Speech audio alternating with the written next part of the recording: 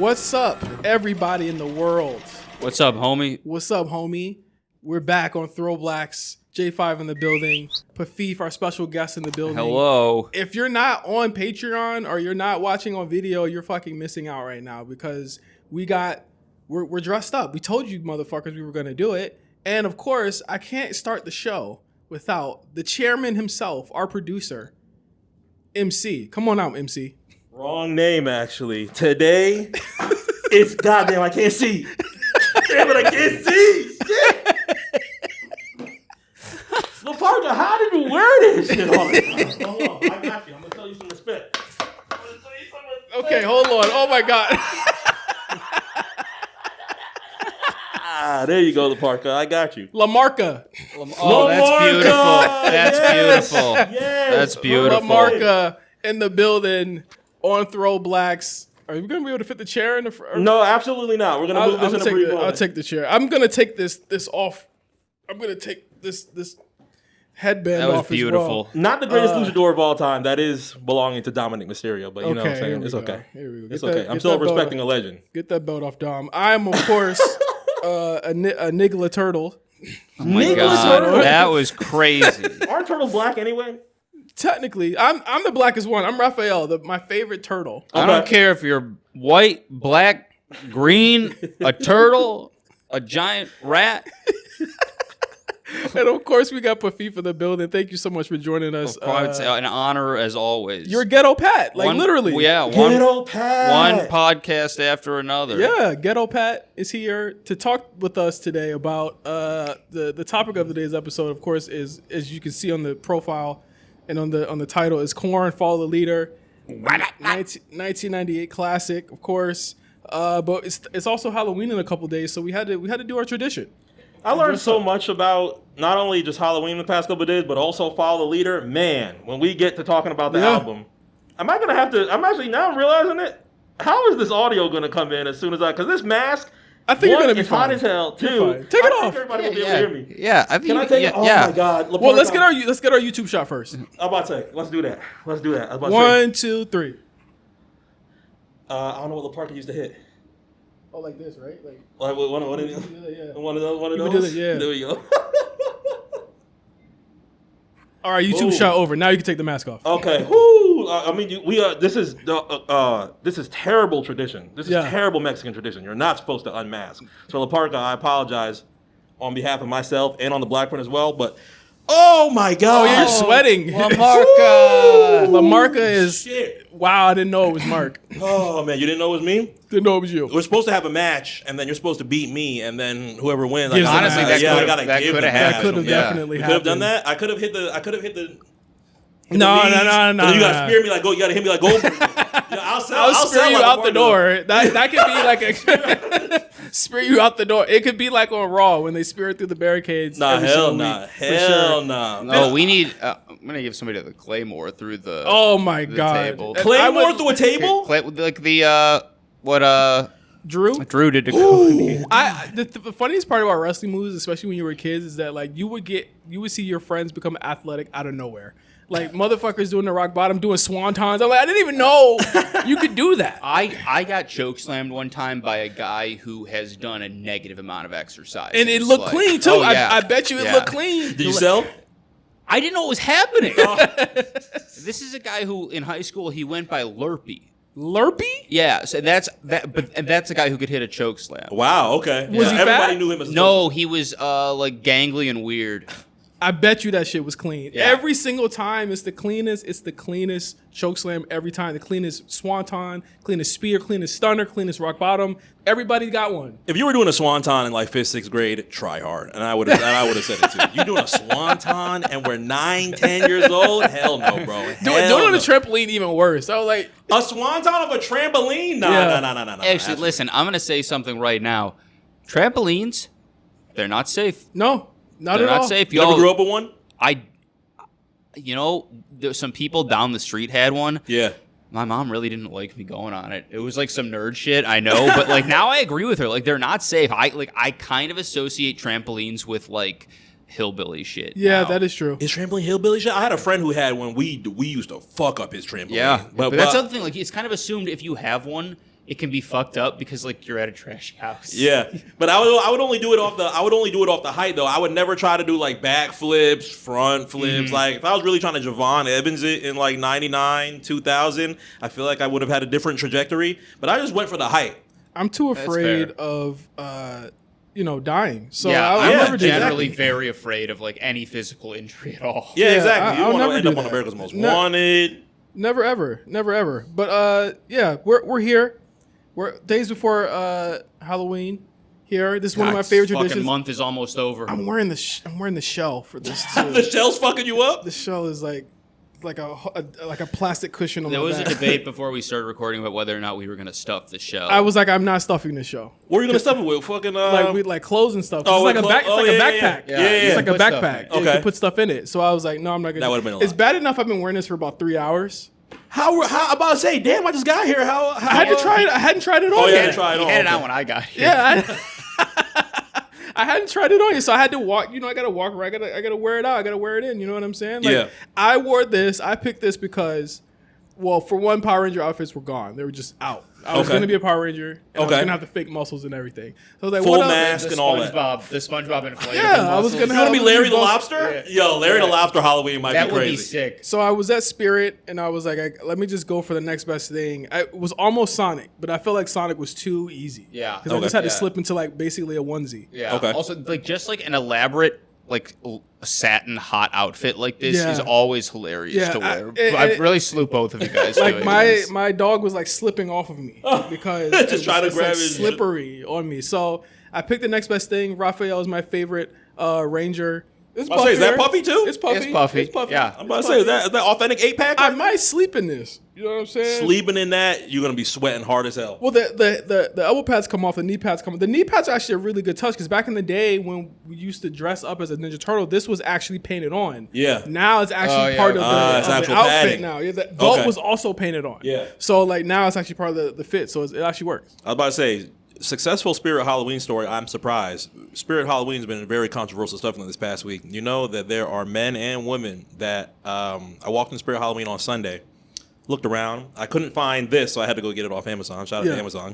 They came fast. They came clutch. Yeah, Sunday. they came Listen, very clutch. This week, it could be literally faster buying it on Amazon and waiting for it to get delivered than Then trying going to to get Spirit. in and out of Yeah, Spirit exactly. right As Spirit now. Halloween. Then I went home and I saw a TikTok that said, "Hey guys, did you know that the animated I guess dolls that are there in Spirit Halloween, there are people fucking Oh the yeah, animations and yeah. then trying to return them. They're Wait. fucking like the little door. Oh. Fucking those. Wait. Not cleaning them out. But there's and then like bringing no, them back. there's holes in them. That's the thing that fucked That's me up true. because Look, there's no okay. holes in them. Unless you're creating the hole. I got a few questions about it, honestly. One, if you just want to fuck a plastic situation, There's literally Why not just go to a store? anything. yeah. There's so many things you like. I mean, if you have like a spooky kink and you gotta fuck like a witch that goes, "Rah!" then like I guess you think More power to you. But let me tell you, you should order the witch on Amazon and send it back that way. Yeah. Oh my gosh.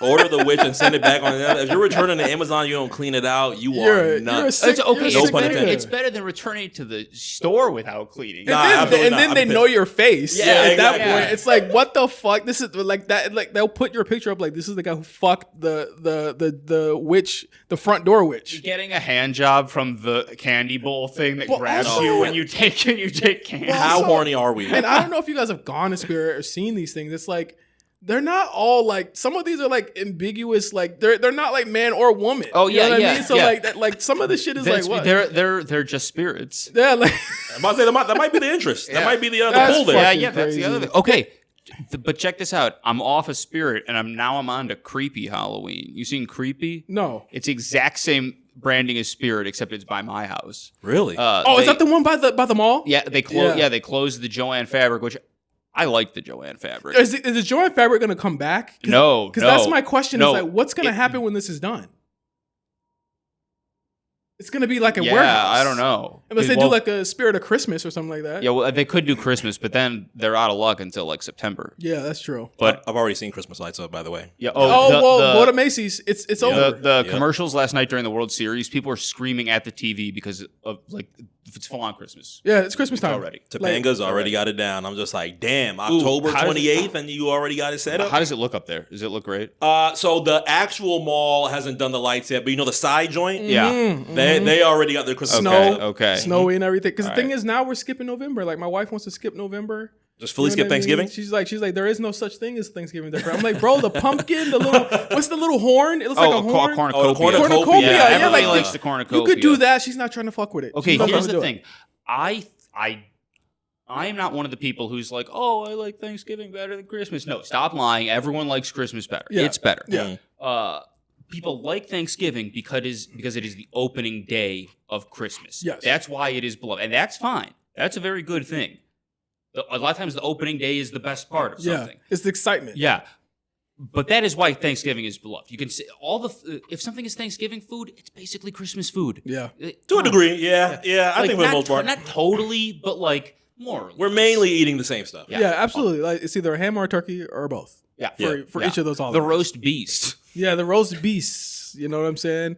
But it's been a great October. It's been one of the busiest months. It's the best. Busy as hell right now. We're literally in the middle of. For you? Yeah, for me, you, Pat, everyone. I've been watching so much stuff. Yeah, I've watched. I'm glad that my 31 days is almost over. I did great this year. I reviewed every single movie. I saw some new movies this year. I usually turn up at this point. I tell everybody this. I turn up at this because this is where I start to gain some distance on Pat on Letterboxd. No, it's not happening. This is where I start to gain distance on you on It's not gonna Letterboxd. happen. This is where I had. Well, none of us are beating your friend Hannah. Hannah watches so much. She's cleared us. Yeah. I'll never beat her. Oh, so you're losing 100% to Hannah. Yeah, Oh, no, yeah. Oh no, Yeah. we've already lost. Yeah, Oh, you've already lost. We've already lost. Okay, so this is for second. And a few like other people we follow, just like they knock about. Yeah, more easily. Than we This do. is where I start to get. Me and Pat roughly watch around the same amount of movies a year. Yeah. 'Cause Around we that mostly one. go to the theater together every Yes, time all we the go. time. Yeah, exactly. Like I try and get in like I said, bullshit watches. Like I told you on the other month, I was like, I try and get some bullshit in the end of the year just so that I can beat Stat Pat. You gotta pad the stats. I gotta pad the stats. But for him. that's why. I mean, it's funny. Like I was gonna say, that's why this month is great, but ultimately it's not. It's a zero sum. We both just add 31. Because we both had 31. So Yeah. wherever we're at on October 1st, it's we're gonna just be 31 there. more. Yeah, we're just throwing one more. Okay. I actually did more rewatching this year than I usually do. I did 'Cause a few, I'm yeah. like there's these movies I talk about all the time. Yeah. I've seen them like twice, Yeah. once or twice. So I motivated myself to do some good rewatch. I'm gonna rewatch In a Violent Nature for the first time since we saw it. Yeah. Especially because I really got the urge to rewatch it after watching 2009 Friday. Friday 13th? Yeah. Yeah. Oh, okay. Great movie. I got one of the great slashers of this century, I would it say. it still is. Not a genre that has like been great in Yeah. this century. Our friend but- Wes doesn't want you to say that. He wants us to believe that Halloween is still I don't think It's still the GOAT? No, well, I was just talking to him about this a couple of days ago. Well, Kills is really bad. I don't think Kills is bad. Halloween Kills isn't bad. It's Okay, just it's not great, but you know, it's because me and Wes went to see Carpenter perform. Yeah, a John couple Carpenter days was in ago. concert. Yeah. Yeah, and he's still doing it. He sold out 4 nights downtown. Jesus Wow. Christ. So last weekend and then this weekend, Halloween. And you know, he does like The Thing, They Live, Halloween. Yeah. Like he does all the things. Really? Okay. But because Kills is like such a like Western style movie, it's his favorite of the new ones, which is a like, classic crime by a director. Yeah. So we did a lot of Kill stuff there. I think if he did, he only did one song, but he mostly did like classics. He Yeah. mostly played the hits. But as we talk about how busy LA has been, we're literally in the middle of figuring out whether or not we're going to have the new World Series champion. what Is that is- what you what's guys the say? score How to right say it? now? World Yeah. Series winner, champion. What's the score of the Dodgers game? We're figuring this out in real time. I'm pretty sure 90% of LA is very tired right What? now. It is. Oh my God! What? It Not is- looking good. It is What? 6-1 at what? 6-1, Toronto, top of the 7th. Top of the 7th. We're losing? Yeah, oh, yeah. We're 6 losing? to 1. Yeah. It looks like it's going to be 2-2 series after tonight. Yeah, we are recording literally Wait, the Dodgers day. won 2 in a row? Yeah, they lost the first one. Oh, yeah, Won okay, 2 in a okay. row. Yes, exactly. So we're literally recording the day after the 18-inning series. Respect to everybody that was in Echo Park and actually survived that game and stayed up past midnight to actually check that out. I wasn't there, but it was. I mean, it was incredible. Yeah. like it was awesome. It was an incredible game. Oh, very much so. strikeout- Yeah. Longest World Series game of all time, I think. Oh. Yeah, I think tied innings wise and longest ever. I And was then Freddie Freeman beamed the shit out of that. another walk off for Freddie. I was at the brewery and just kept looking at the clock like I can't kick people out. Yeah, exactly. But I gotta leave work at some point. I left after the 15th inning and I felt so bad, but everybody had turns out plenty of time too. Top 5 veneers, Freddie Freeman. Oh my! Yeah, top five Top veneers. 5 cartoon teeth. Yeah, top 5 veneers. Freddie Freeman. Whenever they man. interview Freddie Freeman, is just beaming. Beaming, Just yeah. like, damn. Beeman Yeah. Freeman. But I'm gonna try and surpass Pat in Letterboxd this year. You got about 3 days. I don't know how you're gonna do it. No, he's got No, the we rest got- of I the got got the the rest of the rest of the year. year. Yeah. Oh, okay. I last time I tracked it, I was 10 above you, but we might be even. Yeah, well, I was so far behind for a minute there. Yeah. So it just depends on whether you Yeah. track your stats. So, Okay. So And we'll then see. I am fucking boot healed. Is that the term? By the fact that I go home in December. Oh I go yeah. home for a week. Okay. Yeah? In primo, I lose a prime week of watching. Let me know what time. week. It's 'Cause it's I'll watch every Avatar in this motherfucker. I don't give a fuck. I never go home on Christmas when I'm actually going home on Christmas. Oh yeah, Okay. it's over. Yeah. It's over. So you gonna stab that? You should have said shit. You should have just said I'm gonna be away in It's December. over. You'll never know when. No bread, No water, just me. just letterbox reviews. Hey man, Just Box is crazy. Yeah, hey. If Booker T says that, it's over for him. He's they out of already here. killed Booker. They tried to say he said, "Oh, I popped my dick out." What sense does that make? Why in what world would I say? And I'm if he pop my- did, so what? Also, he basically says the equivalent all the time, Yeah. and it's fine. And if he said it, so what? It's Booker T, baby. But Internet police, man. But let's get into it because we got a lot to talk about. This is a pretty lengthy, Spooky album with, at that. with a lot of things to talk about. And I just want to preface. I want to take this off real quick. Yeah, sometimes you just gotta unmask. You know what I'm saying? The eye bands. Oh my gosh, that's sweaty. I want to say this, like, walking into this album, Follow Leader, it was, and I want to talk about it in relevance and in reference to just like what it used to look like back in the day Sure. to be a black person or a black youth who liked this type of music in the late 90s. We've done a good amount of new metal coverage throughout this year's throwbacks. Yeah, but I think when it comes to this specific album, because it's so not like Limp Bizkit's easy.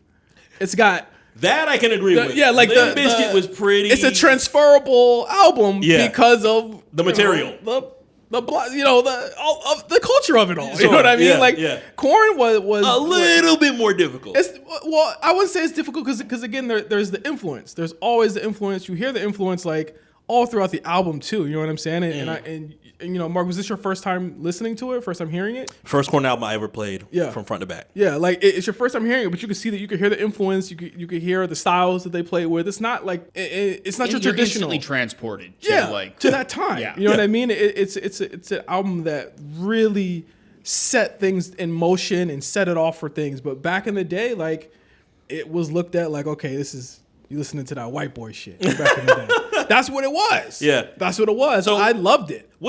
So it was more of that as opposed to, oh, you're playing one of the biggest bands in the world. Oh my God, you're so cheap. No one looked at it like that. Okay. Today, it's more accepted Yeah. to do that. It is crazy to think like how popular it got. I mean, not this after this. Yeah. Like after this album, because there was a time when it wasn't that popular. Okay. But now, I mean, now fast forward to now, they're more popular than ever. Yeah, I mean, look at where we were after grunge and after Kurt Cobain died. Yeah. There was a large power vacuum in rock music that I was blessed, I mean, better or worse, to see how people would gain that back. I mean, Were you a big Nirvana guy?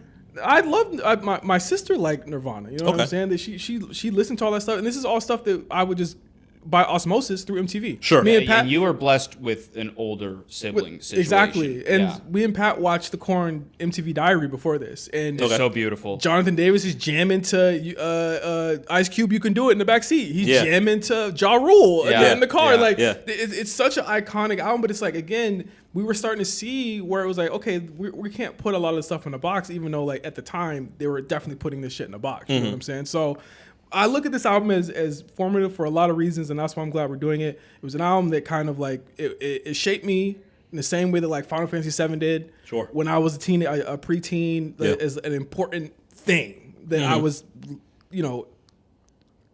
interacting with. You know what I mean? It's a classic album off of that, but it's also a classic album because it set off so many pretenders. You wouldn't have Slipknot without this. You wouldn't have fucking Linkin Park without this. You wouldn't have a lot of bands that went on to, they might have sold more than KoRn. They might have had a larger footprint, but they all look at this as the key. This is where it all started. I found it real interesting reading on the album. The fact that they named the album Follow the Leader in itself was to be like, it feels like a lot of people are trying to mirror us after that debut album. Yeah. And I was like, wow, that's pretty ballsy. On top of the fact that, obviously it's a nod to Eric B. and Rakim, Jonathan Davis being a hip-hop fan, but to take yourself as the originator of nu metal, most people, I would say, consider them as the forefathers of that. Or the fathers. Yeah, you know what I'm saying? Like, the fathers of it is something that I thought was pretty interesting in '98. Yeah, and again, like you look at it as, okay, these are the originators.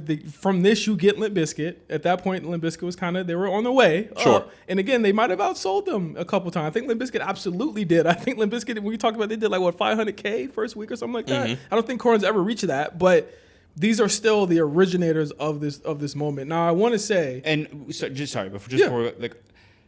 just comparing this to the Limp Bizkit album we talked about last time I was on the show, I don't know anything about music or music theory, but I think musically KoRn is better than Limp Bizkit. No, absolutely. Absolutely. Head and shoulders, Yeah. I would say.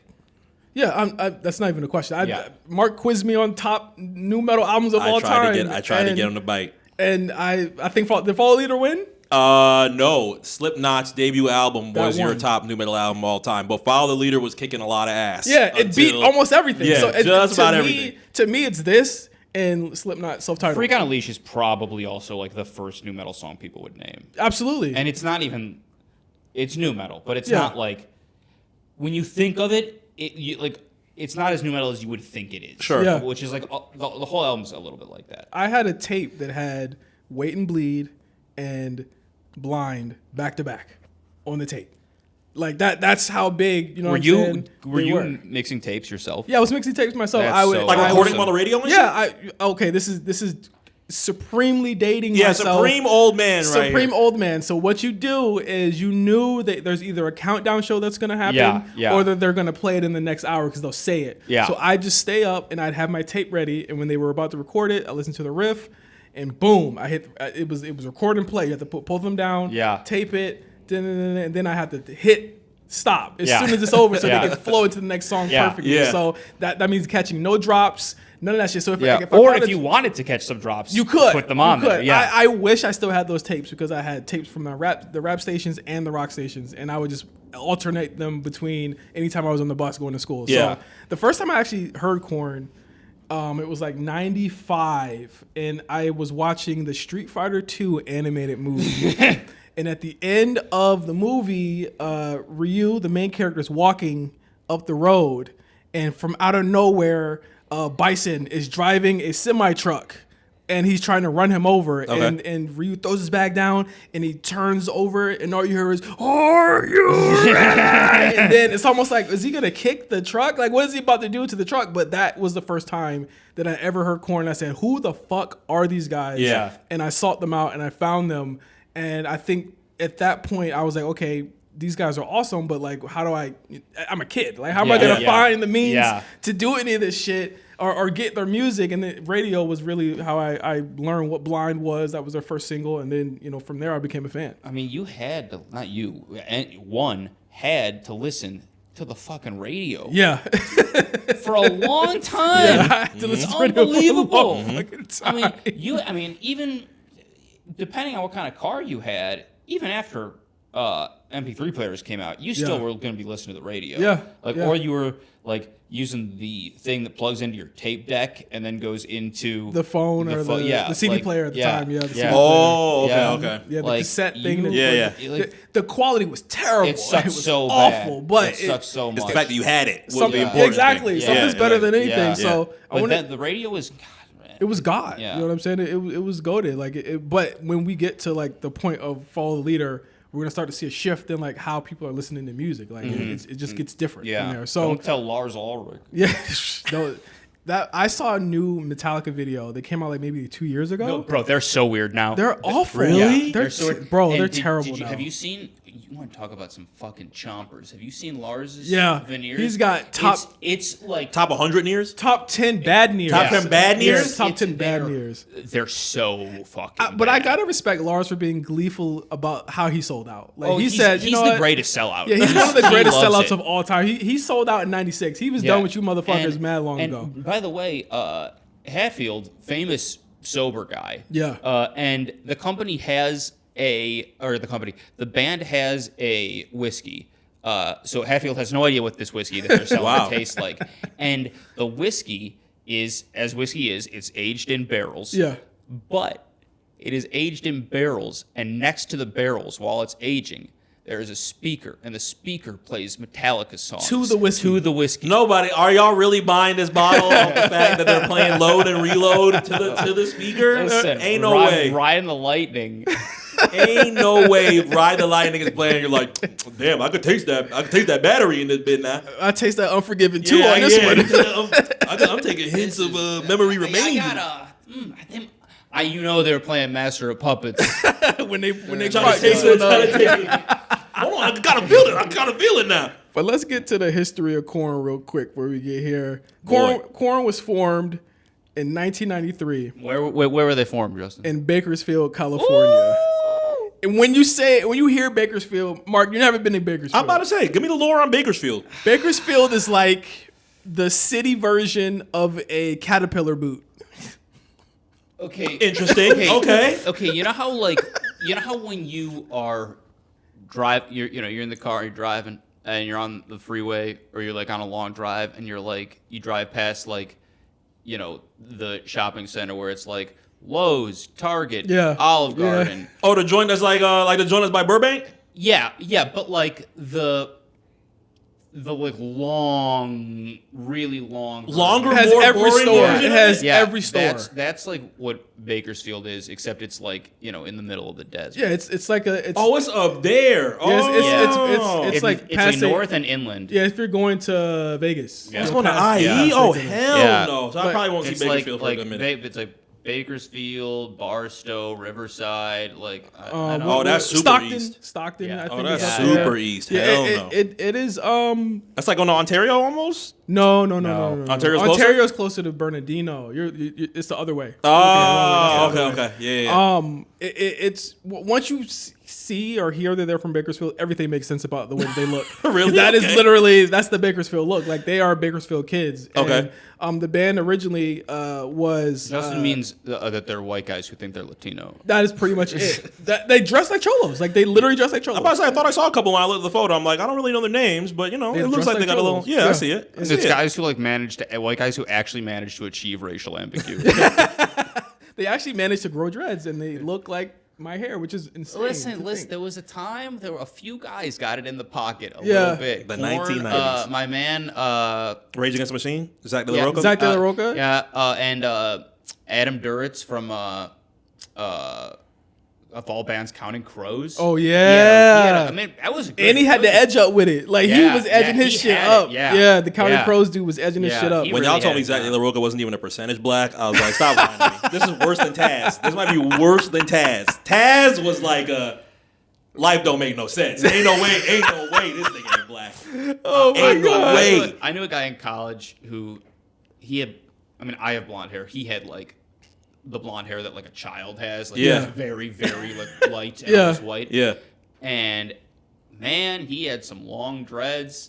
That's when like it was over by that time. He Yeah. should have been doing that, man. But like You shouldn't be doing it ever. I know. Not I at all. still give Jonathan Davis a pass just because he's had him for so long. Yeah, and Dirt's cut his. Yeah. Also, he cut his a few years ago. But the '90s guys, they got it under the wire. What can you do? Yeah, what are you gonna? They're problematic. Yeah. It was a different time. Yeah. Unless you're going to Mark McGrath it. Unless you're going to Mark McGrath it and have the little frosty, the frosted tips? frosty joints. Yeah. And They used to call them sugar gay. I remember that back in the day.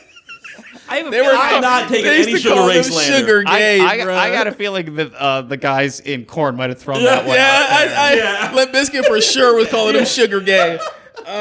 The band was originally it was an offshoot of a band called LAPD that James Monkey Schaefer and Reginald Fieldy Arvizu and David Silveira created. Those were the first original 3 founding members of LAPD, but they released an EP and a full-length album in the early 90s before the original singer left the group, which caused them to bring in Jonathan Davis and Brian Head Welsh to form KoRn. The name was originally supposed to be KoRn with a C, but Monkey had the idea to change it to a K and to a backwards R as sort of a homage to the time that they all worked at Toys R Us. So that's where that came from. Wow, Okay. Jonathan Davis said the music makes the name because KoRn's a dumb name, but once we get established, it makes the name cool. That is a classic dumb guyism, but he was right. I feel like we can do a full episode of Jonathan Davis quotes because from what I saw when I was said doing some my shit. Googles, He said I was some just shit. like, "This is some Did you crazy get to shit." Obama's a lizard? I did not get to Obama's a lizard, He's but my I want to he's know what the famous. context is. He is famously my favorite problematic favorite. He's just. I was telling Pat, I was like, "Is he MAGA?" I was like, "No, he just hates everything. He's Which, a Bakersfield guy. I'm down with that. That's great. He's a Bakersfield guy. I kind of through think and through. Obama's a lizard. Obama. Oh, I saw him in a Yes on 50 ad. The years finally Obama? caught up with him. Oh yeah, he looks old as Yeah. shit now. He looks. It's old crazy. How old as Obama is shit. he? I mean, he's still like relatively Under 70? young. Oh yeah, He's under 70. Under 70? He might be under 60. He's like Under 60? No way. He's just turning 60. He was early 40s when he became president. Yeah. That was that. Wow. I think. He's 64. He's 64. Okay. 64? Yeah. He's barely 60. He's barely 60. Yeah. He can still Time flies, He can man. still pick up his girl when he has sex. You know what I'm saying? He can Hello? still do that. KoRn, wife? KoRn really? Yeah. His girl. I heard he was doing Jennifer Aniston. All right, you that know was what? the rumor. All right, let's go back to Jonathan. Hey, Let's go back to Jonathan. Let's talk about the blowski he got in the limousine in Gurney, Illinois. We're not exposing political secrets. Oh my God! May 1994, or I'm sorry, in May of 1994, they started recording their self-titled album KoRn, and by October 11th, 1994, it was released, which really sparked the new metal genre and really was the sound of the youth post-grunge. It was that sound where it was like, okay, we have now found our post-Metallica, post-Nirvana, post all of that sound, and it's these young kids from Bakersfield, California. 2 years later, they released Life is Peachy, which was an album that eluded me for a long time. I actually heard Follow the Leader before I heard Life is Peachy. That is the joint with Adidas on it, right? Yes. Before Killer Mike's Adidas, Yes. KoRn had an They Adidas had that was Adidas. All Day I Dream About Sex. Might have been stole. Who knows? Might have been a bite. You know what I'm saying? It could have been. I mean, I'm sure Killer Mike has Pay homage. Pay homage, nigga. You know what I'm saying? Exactly. Paying homage. 2 years after that, it debuted at number 3 on the Billboard, despite having less promotion than the first album. And actually, while we were listening or watching, we watched KoRn TV before you got here. Okay. MC. It was so beautiful. Fieldy said that they rushed Life is Peachy. They said they wrote the whole thing in 2 days and recorded it in like a week and put it out. That's another classic '90s. Trope, another classic 90s we trope. wrote in just a few. The industry needs an album. I need it. Okay, fine. Well, the idea was that they felt pressured after their self-titled to make another album. Sure. And from that pressure came Life is Peachy. I think after going back to Life is Peachy and then listening to it again, it's definitely the darker of the first 4 albums that they put out, that being self-titled, Life is Peachy, Follow the Leader, and Issues. Definitely way darker than the rest of them. Dealt with a lot of Issues is like a party. Yeah, album Issues is comparatively. like, and we'll get to this in Life is Peachy too. It's like there's some Follow the Leader is kind of like what happens when the party dies. To be specific, like it's about fame and the things that come with fame. Life is Peachy is literally about like Jonathan Davis's childhood trauma, molestation, sexual abuse. All of that stuff is all in that album. It's very hard to listen to. It's not an easy album to get through. Yeah, I learned. I didn't expect it to be as like carefree and happy-go-lucky as Limp Bizkit kind of feels like from time to time. Yeah. I felt like that Limp Bizkit was very light MTV compared to reading. Hey, I used to work at a morgue when I was a teenager because my mom and dad made sure that I had a job, and I saw like children that were dead because they were molested by their parents, and that kind of scarred me at 17 years old. I was like, what album am I about to jump into right now? Because this sounds kind of fucking crazy. I mean, I remember even when I was young on TRL seeing Freak on a Leash, I was like, listen, I'm granted, Freak on Leash on MTV at that time. I'm 7 years old. Yeah. So I'm like, I like rock music, but this just feels like a little bit too intense. I would never really jump too what high. happened to Freak on Leash. Wonderwall? But the thing is that like at the time it seemed heavy, but this is like an anthem. You know what I'm saying? Yeah. And that's Yeah. one thing I'll say about KoRn is like they have fucking anthems. Like one of the biggest things that I fucking hate is that I was not able to go to KoRn 30 last year at BMO Stadium.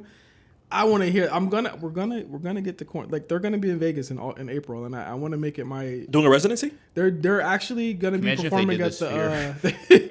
They're at the Sick of It. I think it's the Sick of It All festival. Yeah, they're Sick of It All. Sick of It All. Them and System of a Down. They're headlining. Sick New World. Sick New World. Yeah, Sick of It All's a band. Sick of It All is a band. Okay. They're gonna be there in April, but Lineup's incredible. it's literally every rock band ever. I mean, the other co-headliner is System. Yeah, like I mean, never seen them live either. Yeah, we have to see System. Yeah, well, now KoRn was on the top of a shift at rock at the time with bands like Limp Bizkit, who they actually helped get signed, were leading the way. They only became more popular in the advent of things like MTV's TRL. So TRL at the time was just doing pop acts. They were doing boy bands. They were doing a couple rap acts.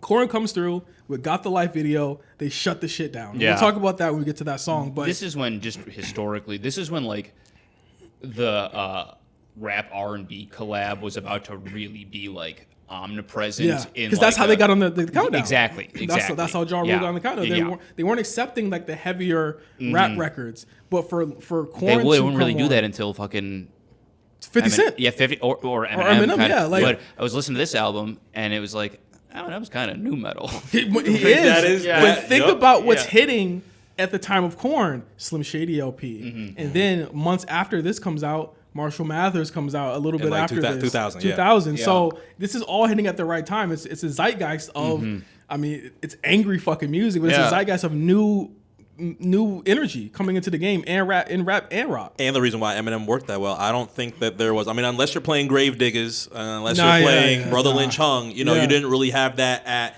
that height of rap until Eminem comes through. Yeah, and- I mean, and Eminem is does kind of like, what if a new metal guy met a really good rap producer? Yeah. Yeah. Like, and that's what happened. Yeah. And we're still coming out of the Jiggy era in rap. Like this is post Big, yep. We're coming out of the Jiggy era. Obviously, Jay-Z's doing his thing, but the rap is still trying to find his footing too. Like Diddy's still kind of running things, it's still kind of poppy. But it's why these guys are like you know, like KoRn is listening to like, you know, their contemporaries rap wise was like Wu-Tang and shit. So that's why it's like, you know, MTV was such a convergence point for like, you know, people who never would have seen rappers are now seeing them constantly. Yeah.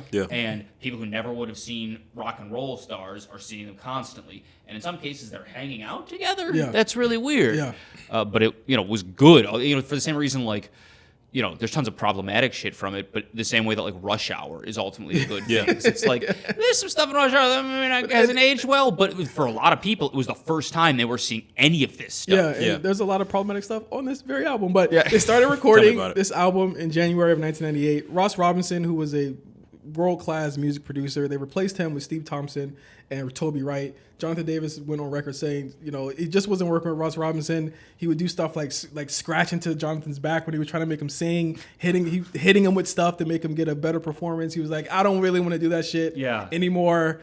I'm gonna, you know, it's been nice, but let's get somebody else on here. And Weird ways to get emotion. Yeah. But he was credited with the darker sound, and Toby and Steve were credited with them having a more kind of like upbeat style on this Crossover. album. Yeah, more Sure. crossover on this album. It's a lot more. If you go from Life is Peachy to Follow Leader, you're like, I don't know how they ever got, because it's dark. It's literally very dark. Yeah.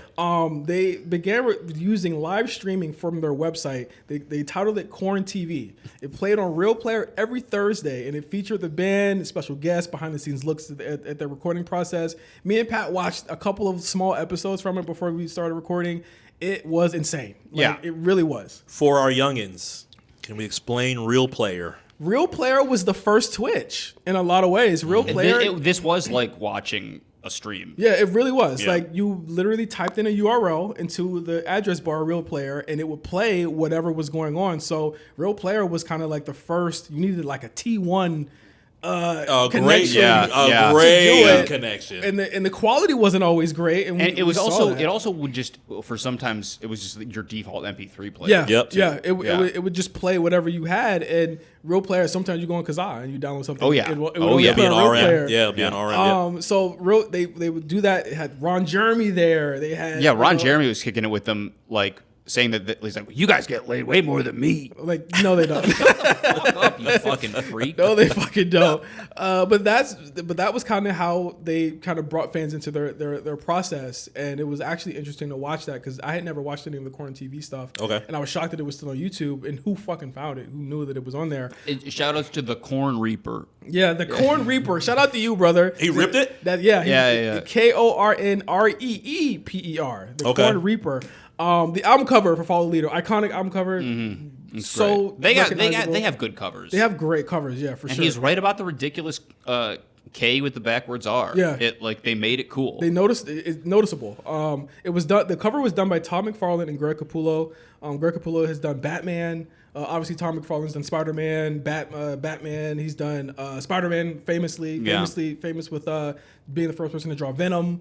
Stuff wow, like that. He also helped the animated sections on Freak on a Leash, and I always remember the animated sections because they look like the Spawn TV show. Yeah, I was gonna say they look like They Spawn. look exactly like the Spawn TV show, so I'm pretty sure he got the same. I believe they were Korean animation house to do Freak on a Leash. So that's how we get into Follow the Leader. But before we start Follow the Leader, since you guys don't actually have the CD, this was another part of the Easter eggs on this album. When you get the CD, it actually doesn't play. And they had a disclaimer inside of the booklet that said the album actually starts on song 13.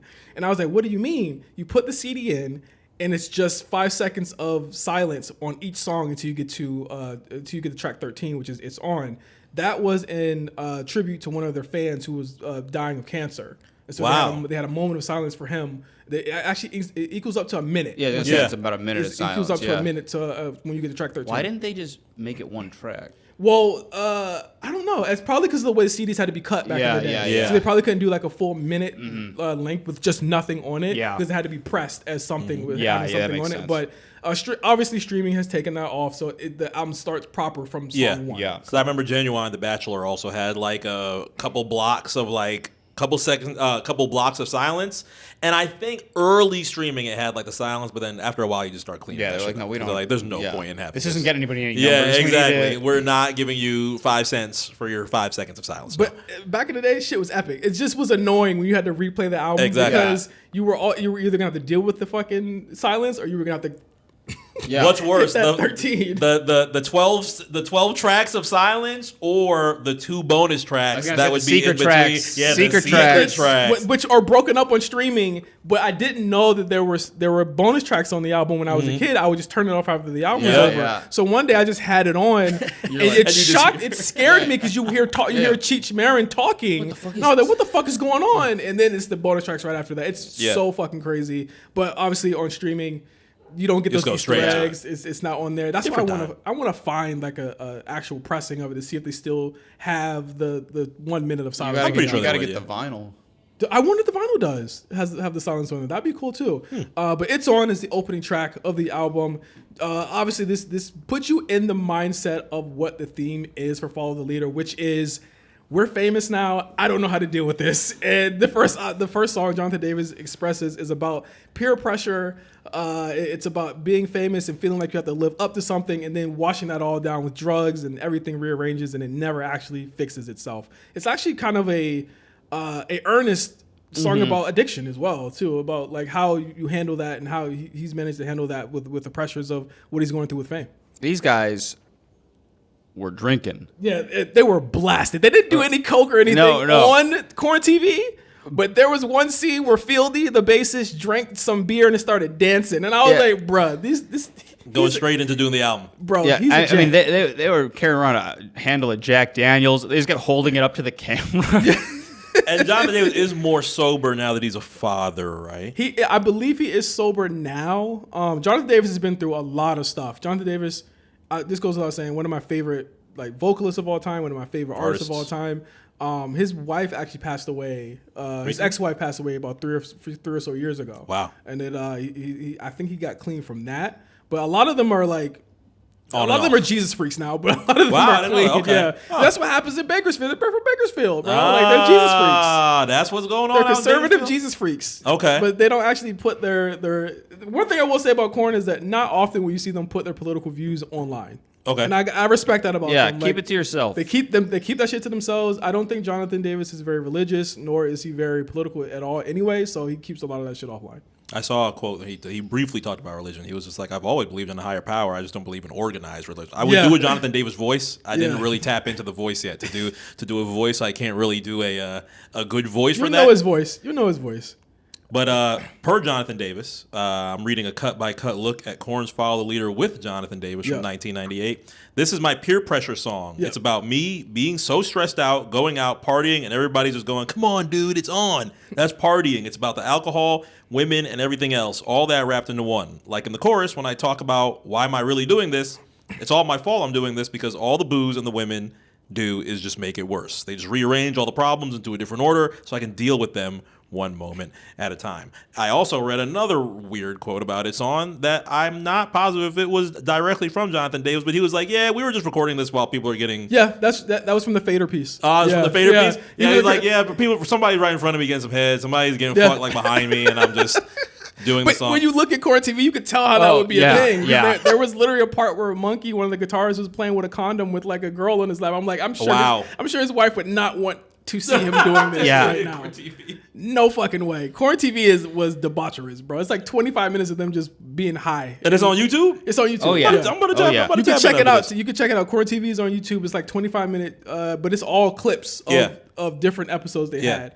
But what did you feel like your first time kind of hearing like an album cut from them, Mark? What did you think? I think for that to be my first like real introduction outside of what I've heard on TRL, outside of what I've heard just on MTV in general, for this to be like my real, album introduction, I'm about to sit with the KoRn album, I was just like, man, he seems really stressed about the fact that KoRn has essentially at this point in time in their career made it. Yeah. And I think that that's natural for anybody to really stress about. Like, granted, I kind of roll my eyes at the, oh my God, I'm so rich. I wish I could go back to when I was broke, living down the street. I kind of roll my eyes at some of those things sometimes. But it's kind of like a level playing. Like how do you level that? Like you might not want to go all the way back to when you were broke, but how do you get like a happy medium? I think with them, I think a lot of it is like this actually perpetrated a lot of the issues that they had with addiction. Yeah, and it's something that they touch on in this album. It's something they touch on in their songs subsequently after this.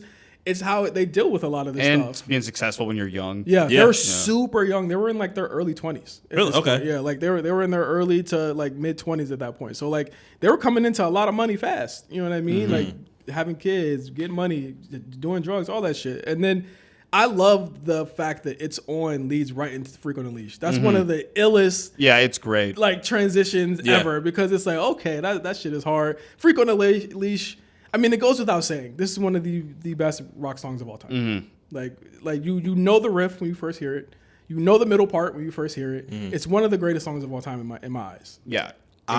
I had gained new respect for Freak on a Leash listening to Follow the Leader because I started reading a little bit more about just the song in general and how Jonathan Davis felt about the record. Like, they weren't really things that leaped directly at me when I listened to the record initially when I was like, obviously 7, 8 years old.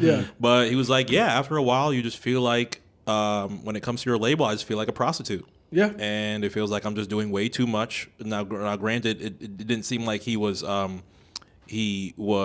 angry about the fact that, things have been so successful. Obviously, you don't want to trade it in to a degree. Yeah. He talks about fighting with, does he want to trade it in and just completely end it and go back to where we were beforehand or not? Yeah. But to feel so screwed over by the industry to where you just feel like a puppet and all of your records are just going to be your biggest records of all time and your platinum albums and so on and so forth, but you feel like empty inside, has to be a difficult choice. Now, on the oral history of this, they said that in the making of the album, and specifically this song, they were messing around and listening to things like Pantera, Biohazard, Helmet, Portishead, Practice, Outkast, Faith No More, 80s New Wave, a ton of hip-hop at this time. Yeah.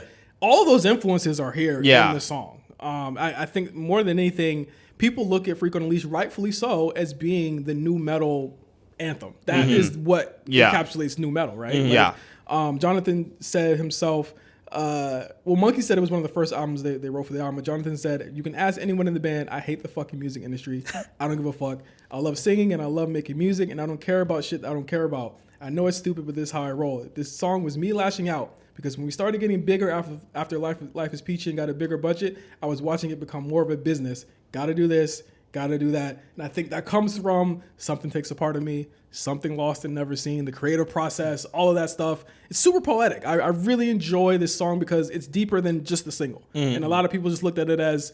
A lot of people look at the lyrics on this. They don't know what the fuck he's talking about. Yeah. What do I think of success? It sucks. Too much press. Yeah, exactly. That's a little bit more straightforward. That's a little bit more straightforward than the artistry that he takes from there. But I just think about Freaking Alicia, and I'm just like, man, granted, it's a shot in the dark. Well, it's a mental thing to try and think about what you would do in that situation. Like, yeah, your band is now very successful. You don't have to go through the struggles of 1993 when you were having your debut album. And granted, yeah, you were probably having, it felt a lot more natural to make the records that you were making probably in 1993. But, what are you... Buy the ticket, take the ride. You got to do it now. Yeah, exactly. Like, what are you working for? I accidentally became important at work. Yeah, exactly. Yeah.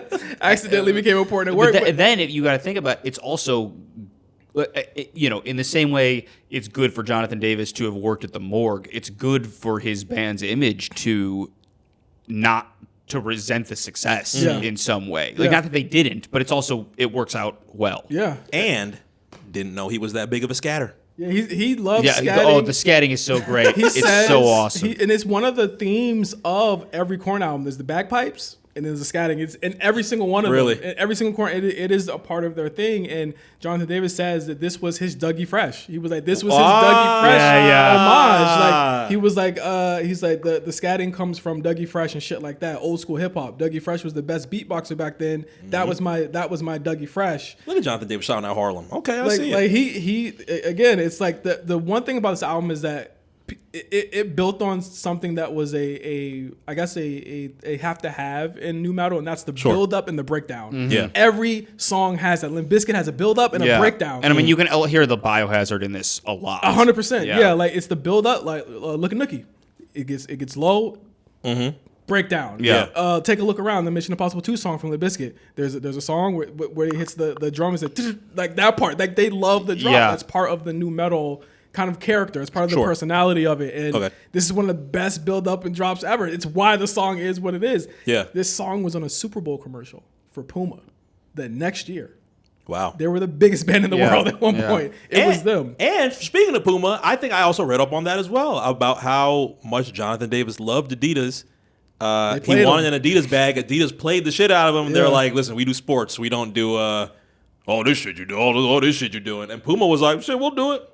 And that's when you start seeing them in Puma tracksuits. They got a big bag from Puma. Wait, they're in the tracksuits in the South Park episode. Yes, they're in the tracksuits in the South Park episode. Like like Puma gave them a bag, but everything comes back around. Last year, Adidas finally came around somehow. They gave him a bag. They have a capsule. Wow. Yeah. Adidas capsule. I mean, and honestly, like we're well past the age of like the collab being like an event. They should have got a collab. It was a big deal. Yeah. It was a big deal when it happened.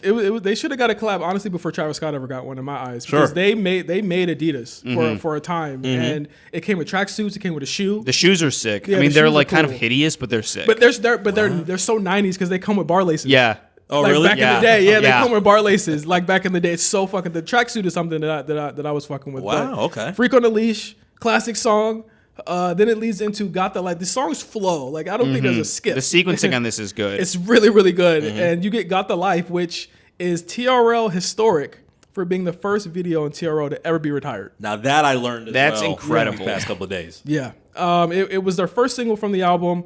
You get a lot of the theming and all of the influence of hip hop here. Dub C, I think I've mentioned this before on the Limp Bizkit we're doing episode. Limp Bizkit, Dub C's in the video, Crip walking. I mean, get your boogie on. Get your boogie on. Like Dub C is just throwing up West Side. I'm not gonna throw up West Side. I know where I'm at. Hard, you know what I'm saying? Hard, bro. They're driving lowriders around the 6th Street Bridge or whatever the fuck it is. Like that. It is. This is also one of my favorite songs. I think Got the Life gets looked over a lot of times. This was an extremely popular song. Freak on the Leash kind of outdid it, but this song was hot. You have to have a really good song after the smash hit. Yeah. The super Like, platinum hit. for like, because you kind of have to prove to like the guys like you who are listening to the whole album, Yeah. like, oh, there is a good song right after the single. Like, Yeah. don't worry. And even if you're hitting skip on the single, It's because still- you heard it so many it still has times, merit. Yeah, and you also can't like. If you're skipping track 3, we don't want you skipping track 3, 4, and 5. Exactly. You need to stay on 4. Yeah. The verses here very rap adjacent. Hate Yeah. something, sometimes some way, something kick out the front for me, something inside I'll never ever follow. So give me something that is for real. I'll His never flow's ever great. follow. It's so good. Yeah. He's kind of got like an Anthony Kiedis thing almost. Just so many influences. There's so many influences here, and I think like KoRn to me is a fucking black ass band. I'm sorry, they are. Okay. Because they I'm have sorry. the I have boogie. to apologize. They have the boogie. They have the melody. They have the rhythm. It's very melodic. It's like it's something that like it attracts you. You know what I'm saying? And this is a song that does that for me. And I think also, it is cool that KoRn is like a culturally significant band. Yeah. And like that KoRn is like one of the like, oh, like you said, like as a black guy, it was not easy for you to like KoRn. Yeah. But it happened. Yeah. And like that is like, that's significant. because there were transferable things that I grew up with in my own home that they were fucking with, like rap, like West Coast rap, which again was something that I was learning about too as I was growing up with Tupac and Death Row and Dr. Dre. Oh, they're working with Ice Cube. Oh, I know him. Yeah. Oh, okay. And they brought everything in, and that's a part of the teaming up with other artists that we just don't see anymore in music. Like rock acts don't really hang with Rappers anymore. With rappers anymore. You It was know a what I big thing. mean? It was a big thing there. Like Exhibit hanging out with Limp Bizkit, Dub C, West Side Connection hanging out with KoRn. Ice Cube hanging out with KoRn also. I mean, shit, Method Man hanging out with Fred Durst. Yeah. That's like their big hip hop, like Having all of that DJ shit. Premier do a Yeah, alternative remix. rock record, Or he would have been like, wow, I never expected that. Even having, I mean, this was years later, but even when 3 6 Mafia was in Yeah. Jackass. Ah, Yeah. yes, you're right. Yeah. Pat brought it up. Coming Undone with it. Yeah. Them franchise Franchise boy. boys. Wow. I listened to I paid $1.29 for that. single? It's probably still a 99 cent at that time. Yeah. But I bought it. Ooh, I love that fucking song. I definitely did have Franchise Boys and KoRn. We got KoRn with it. Corn in this motherfucker. We got KoRn in this motherfucker. Good. I completely forgot about Franchise Boys and KoRn. Wow, man. That's like, when did See You on the Other Side come out? 05? 05, Like I end think. of 05. Yeah. Yeah. And Franchise Boys were just so hot at the time. What a good time. But that's Got the Life. And then we go into Dead Bodies Everywhere, which I'm like, okay, you're getting deep. Yeah, this song is crazy. This song is riff wise, absolutely. Yeah. That fucking drop is crazy. The piano is nuts because it's like I used to be like as a kid, I was like, okay, when is the drop gonna come in? I used to like Yeah. guess when it was coming in. This song is about Jonathan Davis's dad not wanting him to be in the music industry. This is like the teen angst song. I would Yeah. listen to this when I'm mad at my fucking mom and shit. Like you want me to be a good son? Why you make me feel like no one? You be screaming that bitch upstairs? Come on, man. I'm telling you, one of the earliest, like, damn, my parents is like stone cold assholes moments was I got like a bad grade and Issues that come out. KoRn Issues album came out. Yeah. I think I told this story before, but if I did it, sorry, I'm repeating it. There's a song on there called Trash. So like I got like a D in a class or something. My mom was like, "Give me all your CDs." Mind you, it's my first D ever in life. Yeah. You remember what the class was? It was like social studies or something. There was like a girl I liked in the class. And I just You couldn't just stop weren't talking to her. paying attention to this shit. So she took all my shit. And I'm just like, bro, this is my first D. Like, are you serious? She was just like, she looked at the CD. Mind you, she bought me the issue C. She was like, trash. No. That's exactly what this is. Oh, it broke it? Put it in the trash can. Ooh. I had to rebuy the CD, bro. Damn. And Issues had different covers. Yeah. So I couldn't find that cover ever. So you had a again. rare joint? I couldn't find the cover ever again. Oh, man. Justin rode his bike to Borders and paid $32 for a new copy FYE, of the FYE, CD. Okay. motherfucker. No, actually, Blockbuster Music, because we still had one. Yeah, and they did have CDs. had You Blockbuster buy Music. some Blockbuster Yeah. Blockbuster Music? Yeah, I can't remember Blockbuster that. Music. I can't remember that. Like, Damn. Blockbuster, they had a really good toy section Yeah. for a while. It was a good. Shout out to Blockbuster Music, Yeah. man. Yeah. What the fuck? But I think that a lot of this song too is actually rap kind of oriented. Let me strip the plane, let me not give in. Free me of your lies. Inside my heart dies. Your dreams never achieved. Don't lay that shit on me. That's a bar to your parents. If Kendrick said this stuff, people would have. They gave him a Nobel Peace Prize. Yeah, Again. exactly. Yeah. Dead Bodies Everywhere is just like a perfect, like, it feels like old KoRn because it's that dark, Life is Peachy type vibe on there. Definitely one of my favorite tracks on here. This was listening to it again, like this is the first time I listened to the whole album in at least 10 years, probably 15. Okay. And this was the one, this is the standout song Yeah, to me. on this 100%. listen. And then we get to one of the first features on the album, Children of the Corn, featuring Ice Cube. Now this I sat up for because I definitely wanted to hear this because I remember when I was a kid because I think one of the first like rap rock records that I really outside of like your Run DMC and Aerosmith and da was Fuck Dying. It was on War and Peace. War and Peace Volume 1. Yes. War and Peace Volume 1. And I was like, this shit is crazy.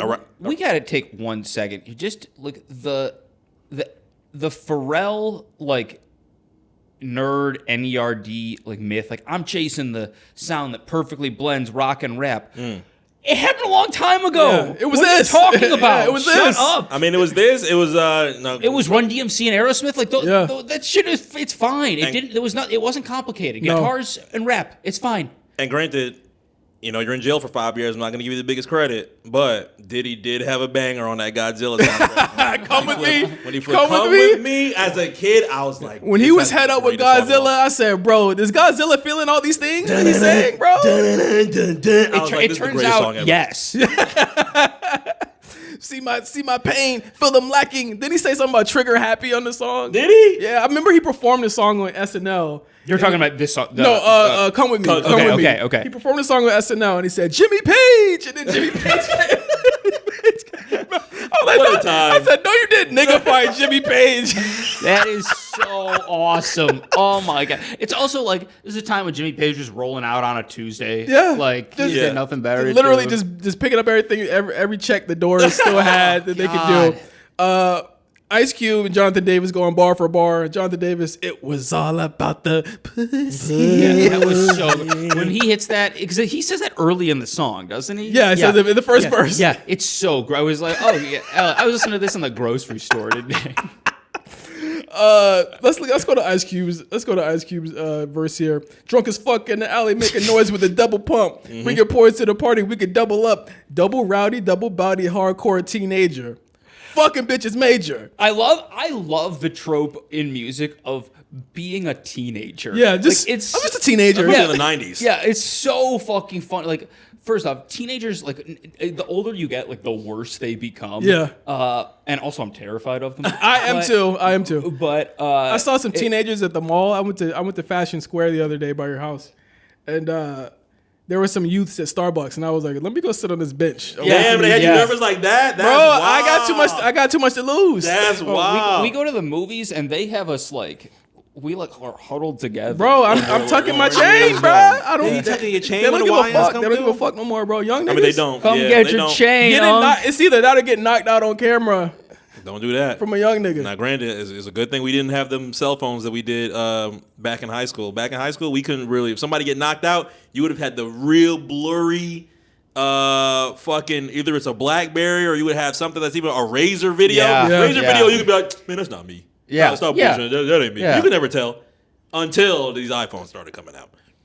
But I liked Ice Cube's verse. He referenced the XXX generation. I was like, Triple X, he did. all about the weed smoke and the kinky sex. I was Nigga, like, what? yep, that's It's like, 90s as wait, hell. Teenagers don't care about kinky sex. But Kinky also, how sex? kinky is you getting? Yeah, exactly. Now, when you get older and you realize what kinky sex really is, I'm like, what's kinky about the sex that you're having? Yeah, brother? there's no chance. Like, There's you were not- definitely, it was like doggy. Yeah, it was a finger in the butt, I guess. Controversial, yeah. Like, come on, man. Jonathan Davis's third verse is actually like cool, but he says the F word twice. Oh yeah, that was a little bit of a disc scratch, record scratch. This is moment. where I started asking myself, like, man, for somebody who I've just read in the past couple of minutes is like, man, he's had such a tough time getting bullied and getting called the F-bomb. He says it a lot. Uses F-bomb a lot. Oh, yeah. And I was like, Hey, it's the duality of man. hurt people. Yeah. He says, go figure, once a F, now play about baptized and born, I'm the children of the corn. That's a nice little bar there. He was like, they called me the F-bomb. He finally said "Children of the Corn." I was like, okay. Yeah, he said the thing. Yeah, he said the he thing. said it. He said the thing. Ice Cube, fuck authority. Hit your ass in the head with my 4D. You gonna see more of me after school. You better run to your car. Class clown already know I'm the star. Children of the Corn was born from your torn ass, twisted ass ways. Now you look amazed. I'm sitting in the daze in a purple haze. You better check my pulse, cause nothing seemed to phase. Bitch. He was screaming that a lot. This or the Lil Jon Stop fucking with me? this or Lil Jon grand finale verse from Ice Cube. Which one? Which one you picking? Is it Kobe didn't take that pussy or about the weed smoke? I got an ego. Big as T.O.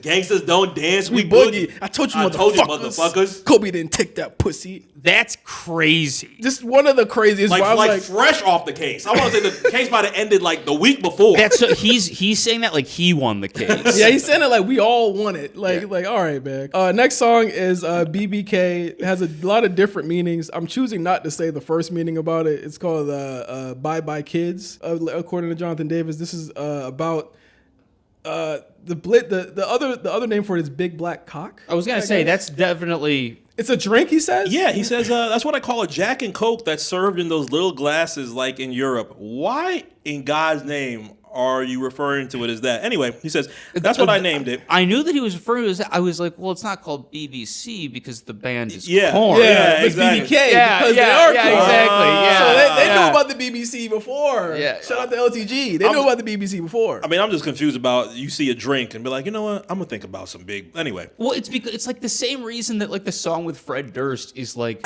we gonna talk about that. about fucking each other. Like it's guys like this, like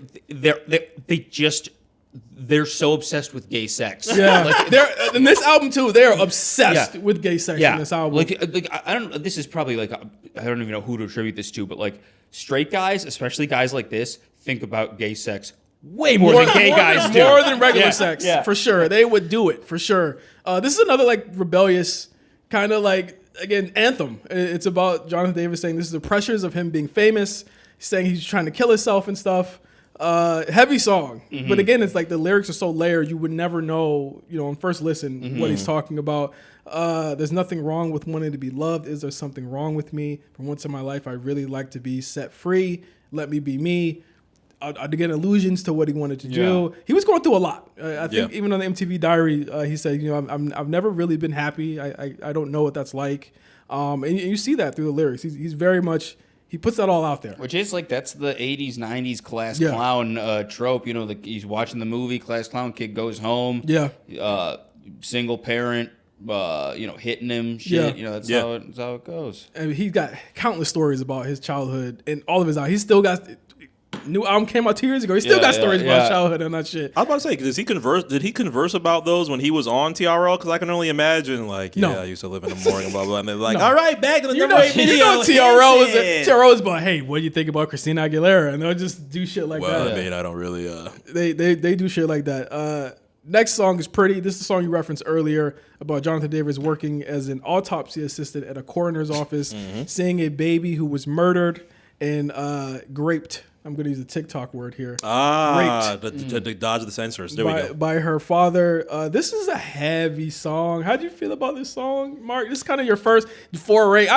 We've heard heavy KoRn songs like this before. Mr. Rogers, all these other songs from their earlier albums. This is kind of the first time they go there with this. You know that Jadakiss photo when he's like this and he's holding his head? I was just like, what the fuck did I just get myself into here in Pretty? But I was like, these are realities that you probably would have never thought about if you weren't in that profession. Yeah. And I think, rap-wise, you might get stories that are as graphic like that from like Ghetto Boys or Pat even said Wu-Tang Clan, and obviously Pac. It really is like Ghetto Boys. Yeah, exactly. 100%. And then you have like Pac, like Brenda's Got a Baby. Like that is something that's as deep as they go. Exactly. Exactly. I think so. Which is kind of odd because I think they just started trying to find the child from Brenda's Got a Baby recently for season of Serial. That's got to be traumatic. Really? No, I mean, I was about to say, okay, but I mean, it could. Is that not? It could happen. Sounds like that's like McDonald's. Hey, it can happen. McWorld. But that's just got to be so traumatic. Like, my mom was a prostitute. She was killed.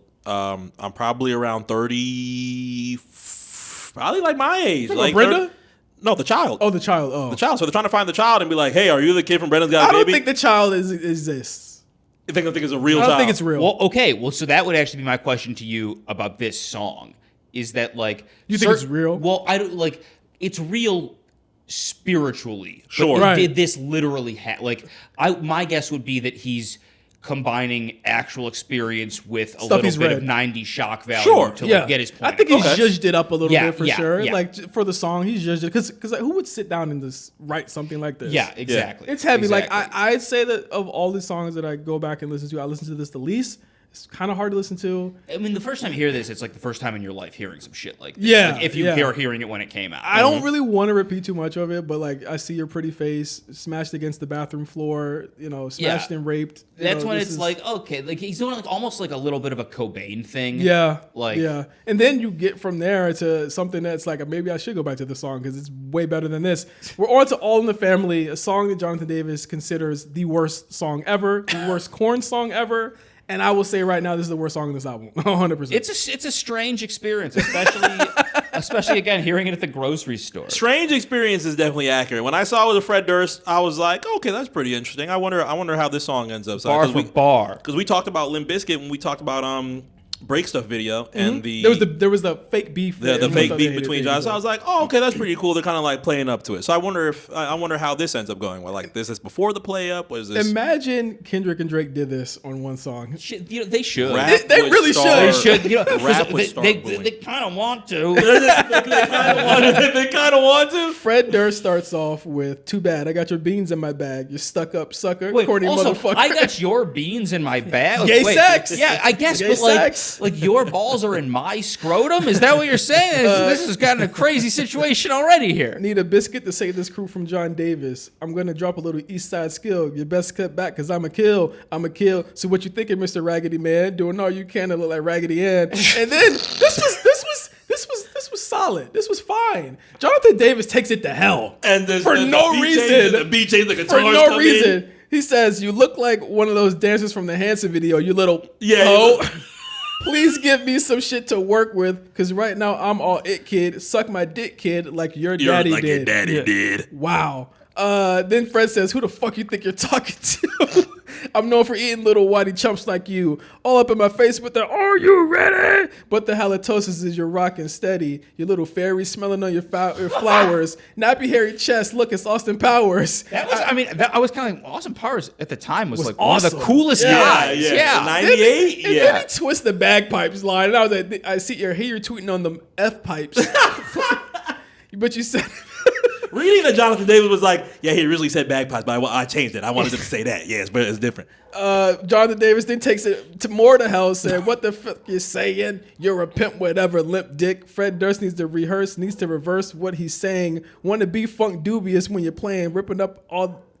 This verse is terrible. Okay, let's just be clear. You can tell Jonathan Davis should never rap again. White rap fan in the 90s just trying to like rhyme. You can hear it in his flow. At least Fred has a little bit of a flow that you can kind of respect.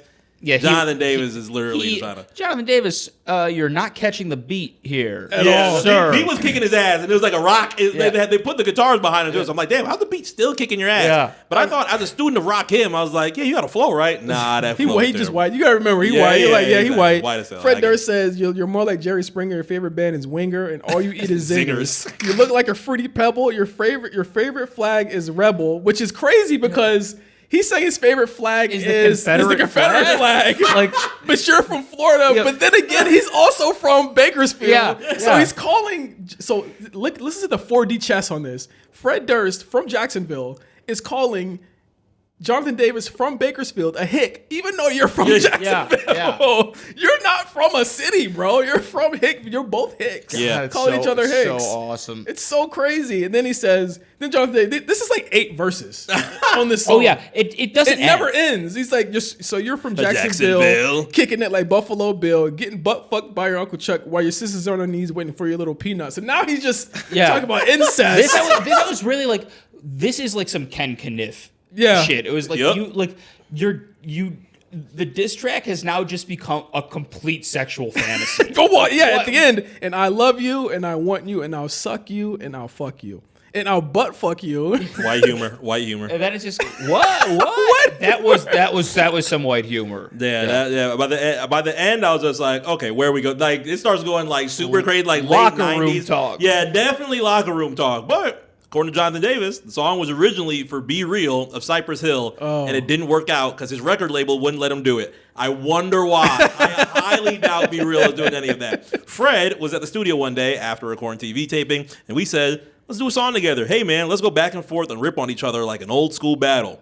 I don't know whose idea it was. I can't remember if it was mine or Fieldy's or Fred's, but we came up with the idea and we started and worked on it together. I even came up with some bags on myself for Fred to say it was all in good-natured fun. They're clearly drunk, like extremely drunk in the studio, and made this. It's this like record Please find me an old rap battle filled with incest disses.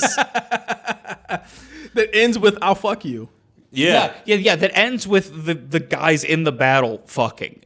That's what they wanted to do. Yeah, You know, yeah. that was. But I mean, Beavis and Butthead was popular then. You know what I mean? Exactly, They were basically gay. Beavis and Butthead would have said. Yeah. Beavis and Butthead would have said all They that. would have said Yeah, some shit like that. For sure. Next song, "Reclaim My Place." I actually will skip this one. I think this one to me is skip, like okay. it's my first. Well, this is my second skip. I skipped this. I skipped All in the Family and this. Because the best songs are like at the back half of the album to me. Yeah. And "Reclaim My Place" is like, y'all have done this 10 times. Yeah, and before we're this. in the territory of like, hey, that disc can hold 80 minutes, brother. You better get a few more minutes on that fucking thing. This is a 70-minute album, by the way, with adding the minute of silence. Yeah. So really 69, but nice. But this is the "What the Fuck" song. This was a song that I liked when I was a kid because it was very much angsty, high school. Yeah, but then it's one of those songs where like, then you hear it again, you're like, oh, this is annoying, man. Yeah, This very is an annoying song. Very annoying. But it leads into one of my favorite songs from the album, my top 3 songs. Justin, obviously named after me. But this is about the fan that we talked about earlier in the album. This is a song that's dedicated to him. And just about how he felt helpless about this fan dying, and they wanted to do something to give him tribute. They give tribute to him twice on the album, and this is a song that represents that. Yeah. He had said his kid was terminally ill and dying of intestinal cancer. His last dying wish was to meet us, and it really freaked me out. That threw a whole bunch of new kind of.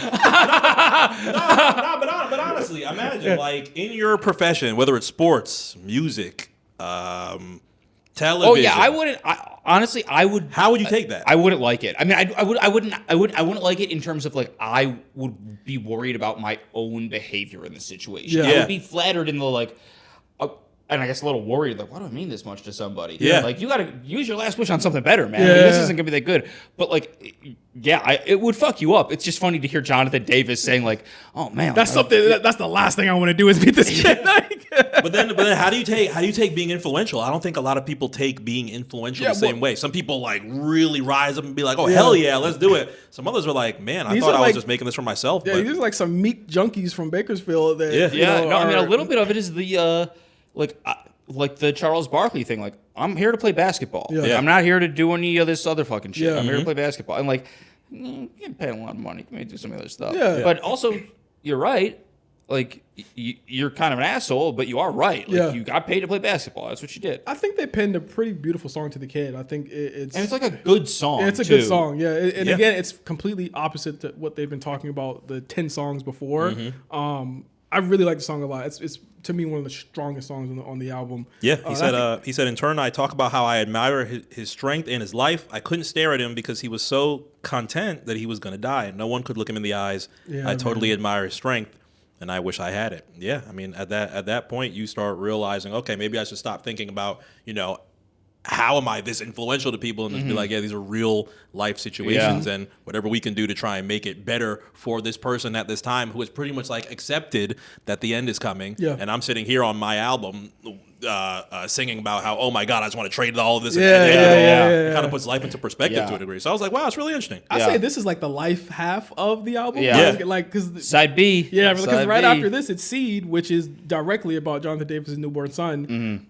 Like a 6-minute song. Like a reaction like this, like, or sorry, not a reaction, an interaction like this is like, given what we know about his childhood, like, this is gonna be one of the first situations when somebody like wanted to make a connection with him. Yeah, And I think that this song and Seed also, like, again, having that connection with someone younger than you, or your kid, or a kid that looks up to you, Seed is like a good B-side to Justin because it's like, okay, now I have this kid. Yep. And what's he gonna be? You know what I mean? And I was exactly. like, this song is actually fire because like it hits a little bit different when you're an adult because it's like, oh shit, like I see my niece, you know what I'm saying? My goddaughter, and I'm like, man, what's she gonna be? You know what I mean? I don't want her to experience the things that I experience. Exactly. Like I love the verse where it says every day gets a little harder, can't seem to get away. I remember there's a certain place, a place I wish I'd stay. That's his childhood. You know what I mean? A place I felt so lost within, pressured, I'm headed for that day. Just one thought in my head, really, do I need this fame? Looking at his child. You know what I mean? Like looking at that. Like again, the Jonathan Davis has a poetic side of his songwriting that I think that a lot of people have not reached yet. You know what I mean? Like there's very few songwriters that do that really well, and having that verse lead into every time, goddamn, I look at my seed, I see something I can't be beautiful and carefree. I've already lost. You know what I mean? Like I've already fucked. My soul's already fucked. Yeah, honestly. like and People you're also aren't pure. even like they're not even noticing that because they're not looking for it. Yeah. when Exactly. when they're going to this music. Yeah, like it's like, you know, he says, I lay in bed and wonder, like, could I go on this way? The only thing I have is fame. You just have innocence. You know what I mean? It's that innocence lost. And you look at all the songs of the debauchery and all the drugs and shit before this, and it's like, oh man, he's actually reckoning with it. I'm like, I love this song a lot. It makes me think of that Chappelle joke that he had told when he, I think it was his son that he had at the time. And he said he would just like look at his son and be like, man, you have my eyes and this and that. But he was just like, man, after a while, I would just stare at him and be like, damn, you know, you came out of my balls? And I wonder how many parents have that moment where they're just staring at their child and be like, man, I literally, brought somebody into this world, but like, damn, you have my eyes, my nose. Yeah. You know, that's got to be like such a surreal experience as a parent. Yeah. We get more scatting on this. More scatting. You're never gonna get out of the scatting. But I love Seed. Let's get to the next song. Let's wrap this thing up. We get to Cameltosis, which was obviously their Beautiful song The- title. beautiful song if you title. know me, you know I love a title like this. This is where I started getting a little concerned. why? Just the way that Jonathan Davis referred to this as a love song. Well, there's another love song right after this. That's even worse. I was like, yeah, might have to call the cops. I wonder why anybody didn't want to call the cops in 1998. The beat and melody on this song is fucking incredible. Slim Kid 3 from the Far Side. Trey, it used to be on streaming as Trey. They changed it to Slim Kid 3 to his actual Far Side name. It happened within like the last couple of years too. Big West Coast. Absolutely, but it's like you Or look group. at the Ice Cube influence, and they're like, let's get the Far Side on here. That's like for hip hop. Like Yeah. that is when rap. did Bizarre Ride come out? 96. 96. Okay. Yeah. Okay. Wow. They were pretty Yeah. big at the Yeah. time. They were pretty big at the time to do a KoRn album. That like they were bringing in all elements to it, and again, it feels natural. Yeah. And That that, they're on and that this. kind of proves like, oh, you don't like this? Yeah. Well, the guys you love do. So Yeah, exactly. Suck Like, my Yeah. dick. Yeah, you're The calling backpackers me love it, the any type gangsters of love it. name. Yeah. Yeah, like they love this shit. You know what Yeah. I'm saying? They're fucking with rappers. It's really just Slim Kid 3 rapping over this. Jonathan only does the chorus. It's very rare you ever even see that happen. This is, I feel like, also a little bit of like an of the time type of thing. Yeah. Because there's like a couple, like Hello Nasty, the Beastie Boys album, has a song like this where you're like, were they even on that song? I don't even. Yeah. I think again, you take Far Side and KoRn and you think like realistically like this shouldn't work. Yeah. But it does. You know what I'm saying? I love the What even same thing as Coming Undone with it. Yeah. Like you're gonna keep bringing coming. it's the best song ever. It's a class. It truthfully, Girl it's not wild to say it's a talk classic. wishes. Come on, man. We got caught in this thing. I'm gonna play that franchise version of Coming Undone as soon as Oh we. my god, I love this song. This is my favorite. This is my favorite song on the album, by the way. Okay. I love this song so much. That's always good when it happens at the actual Yeah. end of the album. At the actual end, but also like I was just a lover boy back in the day, so I'd be like, damn man, I'm fucking with this girl. I'm about to play her this song. You know what I'm saying? I put this. You on were a- playing her this I song? put this on a song on a tape to a girl I liked in middle school. Mark, people who liked KoRn when they were popular, like, Now that would probably make sense. they had like a block. Yeah. Like, they Yeah. thought like, oh, everybody should fucking love Yeah. this. Yeah. Like, that is how KoRn guys thought. Yeah. For It's years. about women who hurt them. You know what I'm saying? Like women who, you know what I mean? Hurt people. It's true. Nah, I don't know if this is hurt people. Because what was he saying? Frequently at the very end, and I pulled lyrics up. He kept saying, This isn't my gift to you though. This "Love is, twice and you'll get fucked." I cannot ever love another cunt You trick ass slut. I mean, twice you'll get fucked. We've been there. Yes. I'm not gonna lie. We have been there. Hearing it the way that it was at the time, emotional masturbation, fucking with my love, and this is all dedicated to his fiance at the time, which was Renee. Is that the ex-wife that you had referenced that passed? No, the ex-wife. Renee's still alive. The ex-wife is Devin Davis. She was a former porn star. But he was with her the longest. I think they had a kid together too. But they were like best friends. Okay. Their album that came out in 2021, I believe, was all about that. Sure. It was all about her passing, and I think the first song on there is him crying on the song while he's trying to record it. Like, wow, it's actually recorded. Yeah, it's a tough intro. That's a 2021 album. You said? Yeah, I believe it's look it up while the you Suffering or something. I forgot the name of it. It escapes me, but KoRn, rare band that's still good today. By the way, still have good albums today. Oh yeah, absolutely, and more popular than ever because of TikTok. Yes. I mean, they just play BMO. Like it sold it out. Yeah, sold that motherfucker out. That's massive. Last song here, last songs on the same Secret thing. tracks. Secret tracks. My gift to you. I'm sure Mark was not comfortable with this one. Well, my thing was this. And I think my first listen to it was like, did Eminem bite this for Kim? That was the first thing that I thought of when hearing this. Nah, I think this is just Jonathan Davis's weird ass thing. Because I've never actually seen KoRn and Eminem in the same place. It was usually just Fred Durst and them together. Eminem was more of a Marilyn Manson guy. Yeah, Eminem was like a Marilyn Manson dude. Yeah. Who also, Jonathan Davis and Marilyn Manson have very similar sounding voices. Yeah. Obviously, that's like a style from this era. But they've toured together too. Yeah, and I was like, well, you can't really listen to Marilyn anymore, but just listen to KoRn. Yeah, I mean, you get the same. Well, Marilyn brought in that industrial type yeah, that's thing. true. But then just listen to Nine Inch Nails. Yeah. I would love to do a Nine Inch Nails album with you because you know what? I've never listened to one in full. Oh, I mean, really? you would love many of them. Yeah, I've never listened to one in full. I love songs, but I've never listened to one. What's your go-to? Like when you think of Nine Inch Nails, what song do you think of?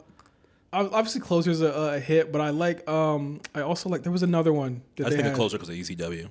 Fuck, there was another song that they had. Is it Hand That Feeds? Help me. That's Closer, isn't it? Yeah. That's Closer. And then there's another one. Hand That Feeds is good too. What's the other one? Head Like a Hole. Oh yeah. Head Like a Hole is incredible. Head Like a Hole is the other one. I think that's off of the same album. Is it? Yeah, I think it's off of Closer.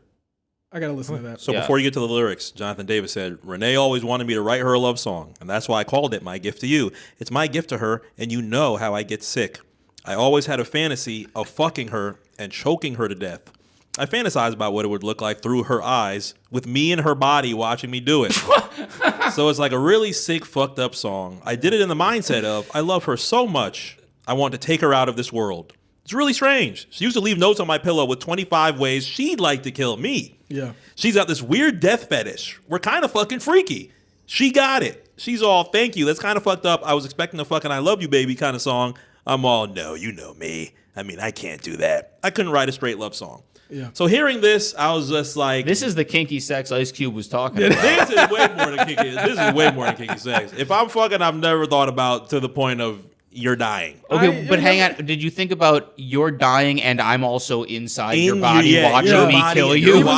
But that's that high talk. That's that meth. Yeah. That's that code. Yeah. The chorus is your throat, I take grasp, then your eyes roll back. Love racing through my veins. Your heart stops beating. Black orgasms. I kiss your lifeless skin. When I heard that, I was like, oh, your fiance black? I didn't know that. Not. But then I had to rethink about it. Yeah, man. Listen, it's a heavy song, all right? It's also really long. It is also like, again, he was on drugs. It was the 90s. It's got like the dumb guy thing of like, no, I love her so much. I didn't want her to be in this world anymore. I mean, it ends with like I hate you and like lifeless skin. He repeats like 18 times as it goes out. And then he plays for it like, you loved it? Yeah. Fire, right? That's a good one, right? Good one, right? Babe? Imagine his bandmates like, okay, like he never performs this. So there's a couple songs he never performs live. Yeah. This is one of them. Really? Another one was a song called Daddy that was about when he got molested when he was a child. He actually did perform it recently at a concert. It's he always cries when he does it. Yeah, so I mean that's one of those album cuts. Yeah, he doesn't do those very often. But was that on the debut album? It's on the debut album, yes. Okay. It's the last song on the debut album, and that ends with like 4 minutes of him crying on the debut album. Yeah, it's heavy, but this is another song he does not perform live, I think, or he hasn't done it in a really long time. So yeah, you can rest easy knowing that this never comes out of the vault. If you don't like it. A lot of the First Wife songs don't make it. No. Into the performances during the second marriage. Yeah, not at all. They're all like there's quite a few. I don't know if he still doesn't, but there's quite a few songs that one of Springsteen's later wives was part of his touring band, and so some of those early songs were not getting played. Yeah. It's too hot. It's too hot. Yeah, it's too hot. He's like it's his music. Looking down. Come on now. Yeah. But then after you wait 3 minutes, you'll start to hear the voice of a familiar person.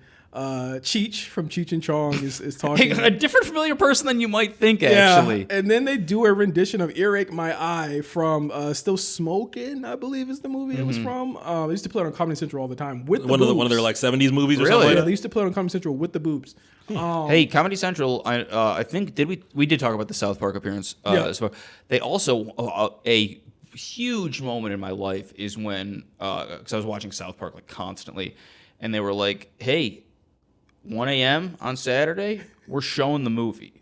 Really? We're showing uncensored. It. Yeah. Oh yeah. And I was like, also I was always challenging myself to try to stay up till 3 o'clock. Yeah. But then I was like, I mean, there's no fucking way they're gonna do this. They did. Oh, and they did, and I was like, it was so. And incredible. Mind you, I had seen South Park Bigger, Longer, and Uncut in the theaters. Yeah. My stepdad took me to see that movie. Yeah. And he left me and my friend to watch it. He was like, "All right, I'll see y'all later." He left us to watch it. He's like, "I'll be back at whatever time it's over." Where the fuck did he go? He missed a classic. Bro, Uncle Fucker is still one of the funniest songs I have ever heard in my life. When Uncle Fucker started on TV, I was like, this is incredible. The fart breakdown in Uncle Fucker is still.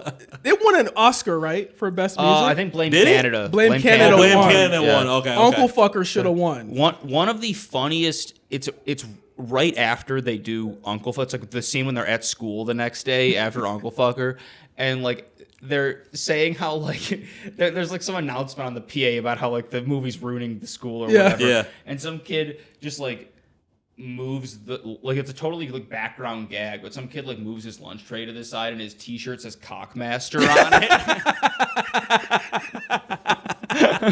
If you've never seen Bigger, Longer, and Uncut, please. It's one of the greatest. 10 times in a row on Kazaa. It's that and Team America are two of unassailable. Team America is actually like, even though it's happened so much later, kind of. I mean, actually, it turns out not that much later. Like way closer than I'm making it sound now. Yeah, it's like 02, I think. But it's so good. Might have aged a little too worse or poorly for the time. It's very much about Bush era. Yeah, but like a lot of it is still true. Yeah. Like, and they still are like, you know, both sides are bad kind of guys. Matt Damon. Yes. I think of every time I think of South Park and alternative music, I think of when Radiohead was on Scott God, Tenorman. yeah. That was they another pulled up at the end. That was another like holy shit. I was shocked when I saw that. Yeah. They saw Scott Tenorman crying. Yeah. Scott Tenorman totally Scott Tenorman Must Die was another moment where it was just like you had to be there. Yeah. Scott Tenorman Must Die was definitely you had to be the next day I was like, did y'all see South Park last night? And I was like, if you didn't, I'm not saying shit. You need to watch the rerun on Saturday. Bro. Like that shit was insane. But the album ends with Earache My Eye. It's a rendition of it. I'm pretty sure Fieldy had a great time playing that with Cheech. In the current day of KoRn, you've had members leave and come back. David Silveira never came back. He's the drummer. To this day has never come back. I don't even think he band?